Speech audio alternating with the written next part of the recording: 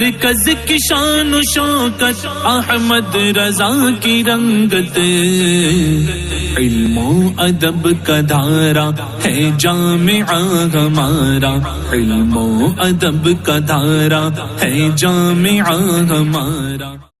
اللہ تعالی علیہم اجمعین کا اس بات پر اجماع ہے کہ ان دونوں شخصیتوں نے ولد مغرور کے سلسلے میں فیصلہ قیمت کا کیا، یہی تو بات چل رہی تھی۔ اور مطلب کہ قیمت کے ذریعے کیا ہوگا، وہ آزاد ہو جائے گا۔ اور مغرور کا مفہوم میں بتا چکا ہوں، مغرور کسے کہتے ہیں؟ من یطأ امرأة معتمدا علی ملک یمین او نکاح فتلد منہ ثم تستحقها، پھر وہ مستحقہ ہو گئی ہے، کسی شخص نے اس میں دعویٰ کر دیا ہے، تو اب ایسی صورت میں یہ بچہ مغرور کا ہوگا اور یہ قیمت کی بنیاد پر آزاد ہوگا بالاجماع۔ اس پر صحابہ کرام کا اجماع ہے۔ اور باپ پر ضمان واجب ہوگا، باپ ضمان دے گا، یہی مطلب ہے غرم الابو قیمت الولد یوم الخصوم کا۔ البتہ ہمارے اسلاف نے قیمت کی کیفیت کے سلسلے میں، ضمان کی کیفیت کے سلسلے میں اختلاف نقل کیا ہے۔ کچھ لوگوں نے کہا ہے کہ منع کے دن کی ضمان کا اعتبار کیا جائے گا، جیسے کہ ولد مغصوبہ کے اندر ہوتا ہے۔ اور کچھ لوگوں نے یہ کہا کہ نہیں، قضا کے دن کی جو قیمت ہوگی اس قیمت کا اعتبار کر کے باپ، وہ مطلب یہ ہے کہ دے گا اس کو، باپ پر جو ضمان لاگو ہوگا۔ تو یہاں محل استشہاد صرف اتنا ہے کہ ولد مغرور میں قیمت کا وجوب اور وطی کے بدلے میں مہر کا وجوب، یہ صحابہ کرام کا اجماع، یعنی وطی بالشبہ بھی اگر ہو گئی تو کیا واجب ہو رہا ہے؟ مہر۔ اور مغرور میں، ولد مغرور میں قیمت کے ساتھ فیصلے کا وجوب۔ یہ دونوں اس بات کی دلیل ہیں، جبکہ ان دونوں میں تو دونوں صحابیوں نے قیمت کا چلو ایک میں فیصلہ کیا اور وطی کے بدلے عقر کا یعنی مہر کا فیصلہ کیا۔ اور دودھ کو اگر، عورت کے دودھ کو اگر کسی نے ہلاک کر دیا، غور سے سمجھنے کی بات ہے، عورت کے دودھ کو اگر کسی نے ہلاک کر دیا تو استہلاک کی بنیاد پر دودھ کی قیمت کے وجوب کا فیصلہ ان دونوں شخصیتوں نے نہ کیا۔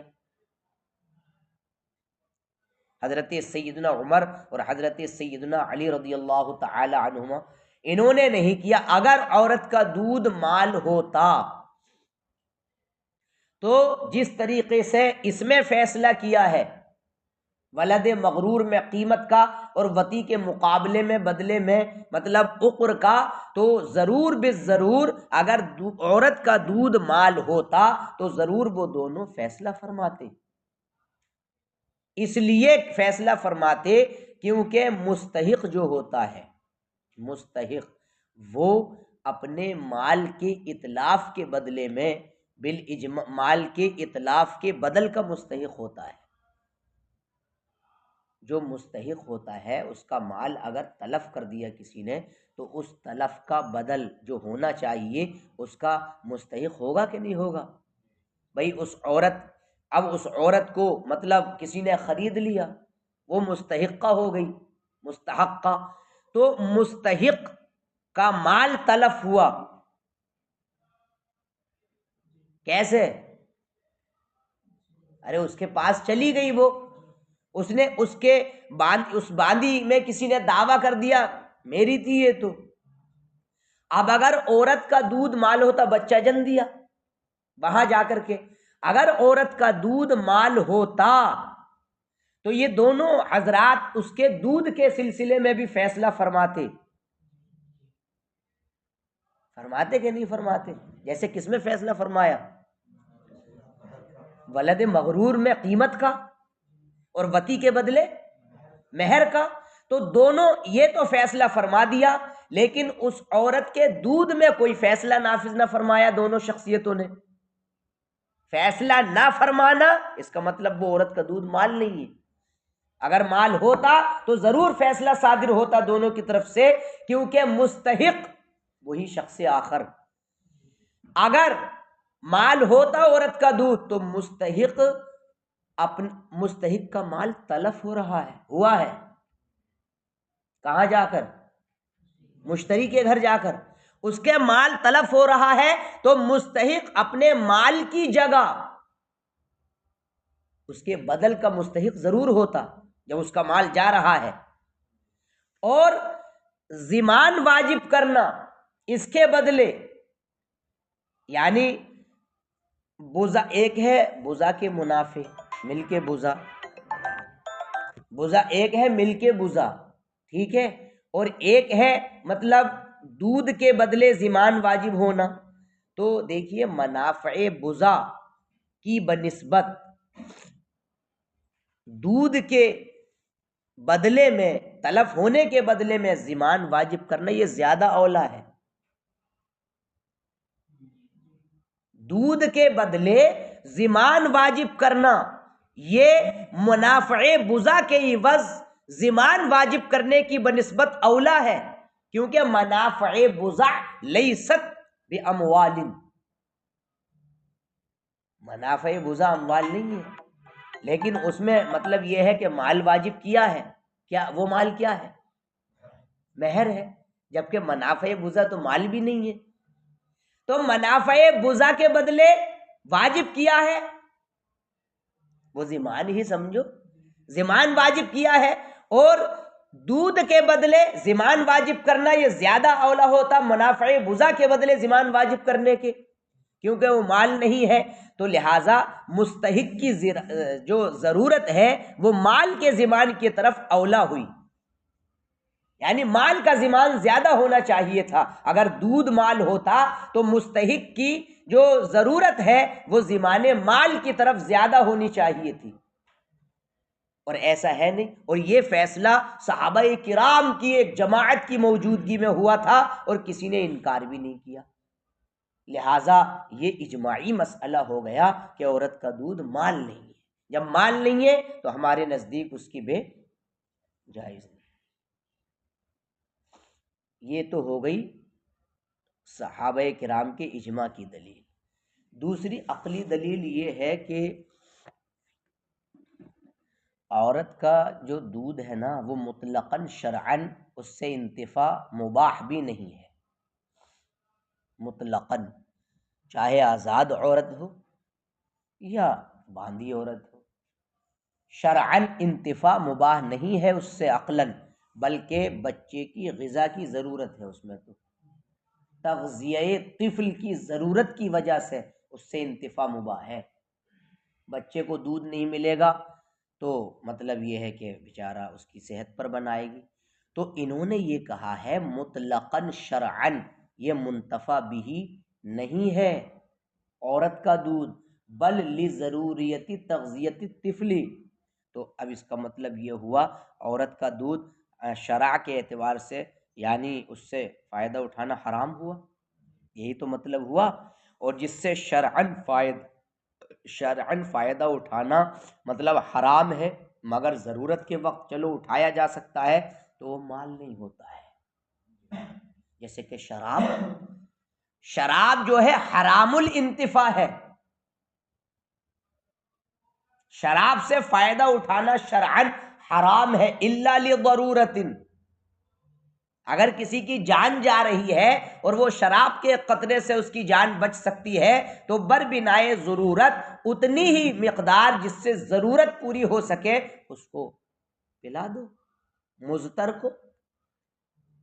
تو حرام چیز سے جان بچانا اگر جان پر بنی ہے تو وہ بچائی جا سکتی ہے، مگر جو چیز ضرورت کی بنیاد پر حلال ہو اتنے وقت کے لیے اور اصلاً اس سے شرعاً فائدہ اٹھانا حرام ہو وہ مال نہیں ہوتی ہے۔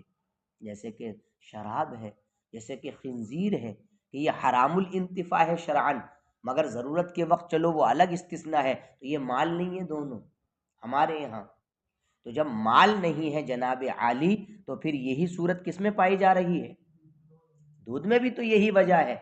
جب دودھ بھی مباح الانتفاع نہیں ہے شرعاً بلکہ حرام الانتفاع ہے شرعاً الا لضرورت، تو جو وجہ خمر اور سور میں مطلب یہ ہے کہ پائی جا رہی ہے اور وہ اسی وجہ سے مال نہیں ہے تو بعین ہی وہی وجہ لبن مرآ یعنی عورت کے دودھ میں پائی جا رہی ہے. تو جب ہم نے یعنی خمر کو مال ہونے سے باہر کر دیا اس علت کی بنیاد پر اور جناب خنزیر کو بھی باہر کر دیا فقضا لبن المرآ تو ایسے ہی عورت کے دودھ کو بھی ہم باہر کر دیں گے مالیت سے اور کہیں گے کہ عورت کا دودھ مال نہیں ہے. مال نہیں ہے تو بے جائز نہیں ہوگی. یہ عقلی دلیل ہو گئی. اور اس پر دلیل کیا ہے کہ لوگ اس کو مال شمار نہیں کرتے ہیں اور کسی بھی مارکیٹ میں مطلب یہ ہے کہ بیچا نہیں جاتا ہے تو لوگوں کا مال شمار نہ کرنا اور مارکیٹ میں دودھ کو نہ بیچا جانا یہ خود اس بات کی دلیل ہے کہ وہ مال نہیں. آج تک دیکھا کہ عورت کا دودھ بیچنے گیا کوئی ہے تو اب اس کو بیچنا جائز بھی نہیں ہوگا. ایک دلیل تو یہ ہوگی. دوسری عقلی دلیل یہ ہے کہ یہ آدمی کا جز ہے. آدمی سے مراد یہ نسبت ہے حضرت آدم علیہ السلام. عورت کا آدمی کا جز ہے مطلب عورت کا جز ہے کیونکہ آدمی سے مراد عبارت میں عورت ہے کیونکہ عورت بھی کس کی اولاد ہے؟ حضرت آدم علیہ السلام کی اولاد ہے. تو آدمی کا جز ہے یعنی عورت کا جز ہے یہ. اور آدمی اپنے تمام اجزاء کے ساتھ محترم ہے مکرم ہے اور کرامت اور احترام سے یہ بات نہیں ہے کہ اس کو مطلب مارکیٹوں میں اس کی بے و شرا کی جائے. اس میں تو ضلالت ہے عورت کے دودھ کی اور اس میں عزت نہیں ہے. ہاں عزت تب ہے جب اس کو ایسے نہ کیا جائے. مطلقاً ہے چاہے آزاد کا دودھ ہو چاہے باندی کا دودھ ہو. ظاہر الروایہ میں کوئی فرق نہیں ہے. ظاہر الروایہ میں جو مسائل ہیں لیکن امام ابو یوسف رحمۃ اللہ تعالی علیہ کے نزدیک یہ ہے کہ باندی کا دودھ بیچنا جائز ہے. ان کے نزدیک یہ ہے کیونکہ وہ ایسے آدمی کا جز ہے. کیا مطلب؟ ایسی عورت کا جز ہے وہ جو مال ہے یعنی باندی. تو جب کل مال ہے تو وہ بے کا محل ہو گیا اپنے تمام اجزاء کی طرح. یہ امام ابو یوسف کہتے ہیں. دیکھیے ملا لیجیے. اما اجماع الصحابہ رضی اللہ عنہم لیکن صحابہ کرام کا اجماع رضوان اللہ تعالی علیہم اجمعین. تو جو ہمارے سردار حضرت عمر اور ہمارے سردار حضرت علی رضی اللہ تعالی عنہما سے مروی ہے وہ یہ ہے کہ دونوں نے ولد مغرور کے سلسلے میں قیمت کا فیصلہ کیا اور مہر کا فیصلہ کیا وطی کے بدلے. وما حکما بوجوب قیمت اللبن بالاستہلاک اور استہلاک کی بنیاد پر لبن کی قیمت کے وجوب کا فیصلہ نہ کیا. ولو کانا مالن اگر عورت کا دودھ مال ہوتا لحکما تو یہ ضرور دونوں کیا کرتے فیصلہ فرماتے. کیوں؟ لأن المستحق اس مستحق سے مراد کون ہے؟ تیسرا ہاں جو جس نے اپنا حق جمایا. کیونکہ مستحق ہوتا ہے کیونکہ مستحق اپنے مال کے تلف کرنے کے بدل کا بالاجماع مستحق ہوتا ہے. اس کا بدل اسے ملنا چاہیے. اور ضرور ضمان واجب کرنا اس کے بدلے کس کے بدلے؟ دودھ کے تلف ہونے کے بدلے ضمان کا واجب کرنا یہ اولا ہوتا اس کی بنسبت کہ منافع بزا کے بدلے کیا واجب کیا جائے؟ ضمان واجب کیا جائے. اور سلیس ترجمہ یہ کرنا کہ ضرور اس کے بدلے دودھ کے بدلے ضمان کا وجوب یہ منافع بزا کے بدلے ضمان کے وجوب کی بالمقابل اولا ہوتا. لأنہا لیست بمال کیونکہ یہ مال نہیں ہے. فکان حاجت المستحق الی ضمان المال اولا تو مستحق کی ضرورت مال کے ضمان کی طرف یہ زیادہ ہوئی اولا ہوئی. وکان ذلک بمحضر من الصحابہ اور یہ صحابہ کرام کی موجودگی میں ہوا. ولم ينکر علیہما احد اور دونوں پر کسی نے انکار نہیں کیا. فکان اجماع دونوں کے حکم کا کسی نے انکار نہیں کیا تو یہ اجماعی مسئلہ ہو گیا. وَأَمَّا الْمَعْقُولُ رہ گیا معقول فَهُوَ تو وہ اس لیے دلیل عقلی لِأَنَّهُ لَا يُبَاحُ الْإِنْتِفَاعُ بِهِ شَرْعًا عَلَى الْإِطْلَاقِ اس لیے بھی کہ اس سے شرعاً مطلقاً فائدہ اٹھانا مباح نہیں ہے. بل لضرورت تغذیت الطفل بلکہ یہ بچے کی غذا کی ضرورت کی وجہ سے ہے. ایک شخص نے مسئلہ پوچھا تھا کہ حضرت شوہر عورت کا دودھ پی سکتا ہے کیا؟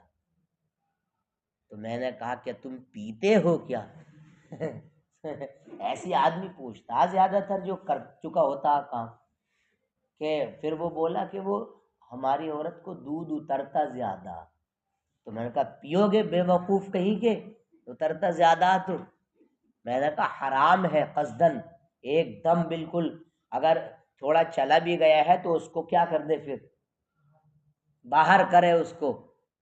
تو کہ اچھا حضرت، میں نے کہا اور کیا اچھا حضرت، بات آئی کہ نہیں؟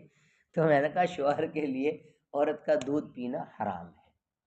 تو جن دنوں بچہ دودھ پیتا ہے تو کچھ اس کا مطلب یہ ہو معاشرے میں کوئی پی لیتا ہوگا یار، ایسے بھی لوگ ہیں، ایسے بھی جاہلین کی صف میں بعض لوگ ایسے ہیں کہ جو اس کو پی لیتے ہوں گے، لیکن انہیں یہ پتہ ہونا چاہیے کہ یہ حرام ہے، اشد حرام ہے، موجب عذاب نار ہے، یہ بچے کی غذا کے پیش نظر ہے، یہ نہ کہ شوہر کے لیے۔ سمجھ میں بات آئی کہ نہیں؟ تو ایسے لوگ ہیں، بلکہ بچے کی غذا کے پیش نظر۔ وما کان حرام الانتفاع بھی شرعن، اور جو شرعن حرام الانتفاع ہو مگر بربنائے ضرورت حلال ہو، لا یکون مالا، وہ مال نہیں ہوتا، جیسے کہ شراب اور خنزیر۔ والدلیل علیہ، اور اس پر دلیل یہ ہے کہ لوگ اس کو مال نہیں گنتے ہیں۔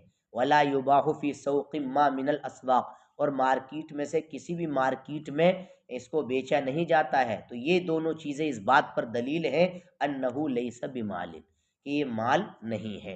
فلا یجوز بیعہ، تو اس کی بیع جائز نہیں ہوگی۔ وَلِأَنَّهُ جُزْءٌ مِّنَ الْآدَمِيِّ، اور اس لیے بھی کہ یہ آدمی یعنی عورت کا جز ہے، یہ ترجمہ کرو، اور اس لیے بھی کہ یہ عورت کا جز ہے، اور عورت اپنے، ایک ایسا مقام ہے جہاں آدمی کا ترجمہ کس سے ہو رہا ہے؟ عورت سے ہو رہا ہے۔ عورت اپنے تمام اجزاء کے ساتھ محترم، مکرم، یہ معزز ہے، مشرف ہے۔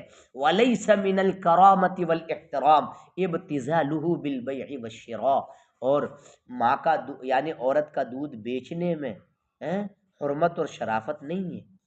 ثُمَّ لَا فَرْقَ بَيْنَ لَبْنِ الْحُرَّةِ وَبَيْنَ لَبْنِ الْأَمَةِ، پھر عورت کے آزاد عورت کے دودھ اور باندی کے دودھ کے درمیان کوئی فرق نہیں ہے ظاہر الروایہ میں۔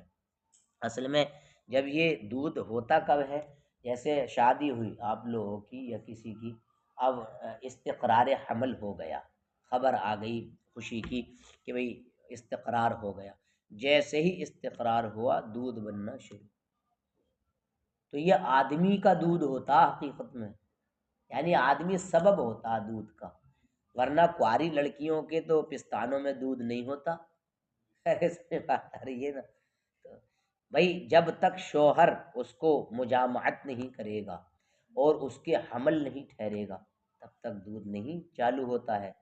یہ دیکھیے نظام ہے یہ، یعنی بچے کی غذا تب سے ہی تیاری شروع ہو گئی، ورنہ عورت لڑکی زندگی بھر شادی نہ کرے، اس کے پستانوں میں دودھ نہیں ہوگا اتنا جو بچہ پی سکے، بس خالی وہی ہوں گے لیکن دودھ نہیں ہوتا۔ ہاں اسی بنیاد پر اس میں دودھ پیدا ہوتا ہے، آدمی کی اس میں بڑی بھومکا ہے، ہے نہیں؟ تو دیکھیے وعند ابی یوسف رحمہ اللہ، اور امام ابو یوسف کے نزدیک یہ ہے کہ باندی کے دودھ کو بیچنا جائز ہے، لأنہ جزء من آدمی، اس لیے کہ ایک ایسی عورت کا جز ہے جو مال ہے، تو یہ بے کا محل ہوا تمام اجزاء کی طرح۔ ہماری دلیل ولنا، ہماری دلیل یہ ہے ان الآدمی لم یجعل محلا للبیع، اس کو باندی کو محل بیع نہیں بنایا گیا ہے مگر رقیت کے اس میں حلول کرنے کے پیش نظر۔ باندی اس لیے مال ہے کہ اس میں رقیت حلول کر گئی ہے، والرق لا یحل الا فی الحی، اور غلامیت رقیت زندہ میں ہی حلول کرتی ہے، اور دودھ لا حیات فی، دودھ میں حیات ہے نہیں، دودھ میں کوئی حیات نہیں ہے، لہٰذا رقیت اس میں حلول بھی نہیں کرے گی۔ دودھ میں باندی کے جب حلول نہیں کیا رقیت نے، فلا یکون محلا للبیع، تو باندی کا دودھ جو ہے یہ بے کا محل نہیں ہوا، لہٰذا مطلقاً عورت کا دودھ یہ مال نہیں ہے۔